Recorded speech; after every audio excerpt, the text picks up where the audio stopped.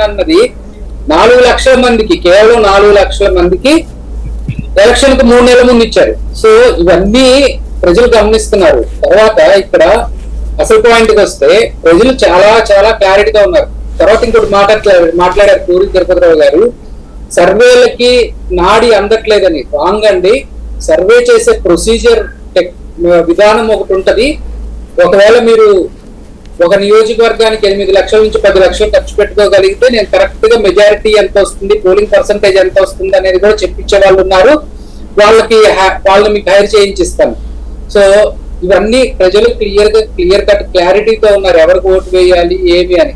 ఇక్కడ మన జర్నలిస్ట్ గారు కూడా మాట్లాడతా ఏం చేశారో చెప్పలేదు, ఏం సాధించారో చెప్పలేదు, లేకపోతే చంద్రబాబు గారి కంటే అని చెప్పి అంటా ఉన్నారు. నేను ఇక్కడ అదే చెప్తున్నానండి, జగన్మోహన్ రెడ్డి గారు ప్రతి స్పీచ్ లో కూడా గతంలో లేని మనం ఏం చేశామని చెప్తున్నారు. ఫర్ ఎగ్జాంపుల్ నాడు నేడు స్కూల్, ఫర్ ఎగ్జాంపుల్ 17 మెడికల్ కాలేజీలు, ఫర్ ఎగ్జాంపుల్ గ్రామ సచివాలయాలు, ఫర్ ఎగ్జాంపుల్ వాలంటీర్ వ్యవస్థ, ఇవన్నీ గతంలో లేనిది మేము మార్పు తీసుకొచ్చామని చెప్తున్నారు.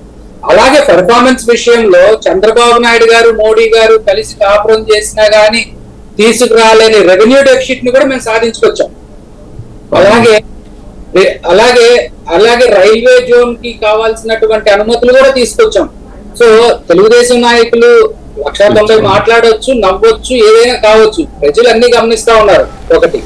రెండోది, ప్రజలు క్లియర్ కట్ గా ఎవరి వ్యక్తిత్వం ఏంటి, ఎవరి దాన్ని ఏమంటారు పర్ఫార్మెన్స్ ఏంటి, ఎవరికి ఏం ప్రామిస్ చేశారంటున్నారు. ఇక్కడ నేను ఒకటి అడుగుతా అండి, జగన్ గారు మద్య నియంత్రణ అని చెప్పారు, సరే నియంత్రించలేకపోయారు కాబట్టి ఓటు అడిగి అక్కలేదు అంటున్నారు.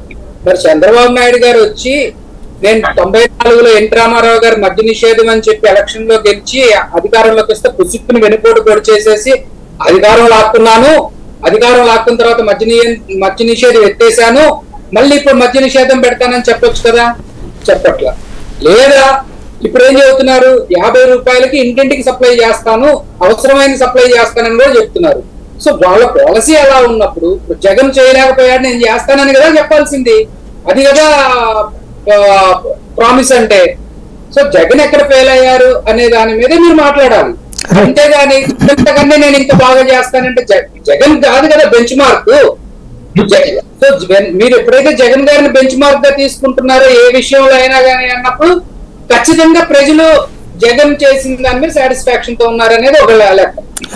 తర్వాత ఒక చిన్న పాయింట్ నేను చెప్తానండి, 2014లో ఇదే కూటమి వీళ్ళే ఊరూరు తిరిగి ప్రత్యేక హోదా గురించి చెప్పారు, రైతు రుణమాఫీ గురించి చెప్పారు, ఇవన్నీ చెప్పారు. అసలు వీళ్ళకి ఒక కోఆర్డినేషన్ లేదు. ఇప్పుడు ఒక్క నిమిషం అండి, మన తెలుగుదేశం వాళ్ళేమో వెళ్తూ దాన్ని ఏమంటారు ప్రజాగాలం అంటారు, టీడీపీ జనసేన వాళ్ళేమో వారాహి విజయబేర్ అంటారు, మరి బీజేపీ వాళ్ళు ఏమంటున్నారో చూడలేదు. సో వాళ్ళకు ఒక కామన్ ఎజెండా లేదు, ప్రజల్ని ఏ విధంగా కన్విన్స్ చేద్దాము, మనం ఏం చేసామని చెప్పుకునే దాని మీద లేదు.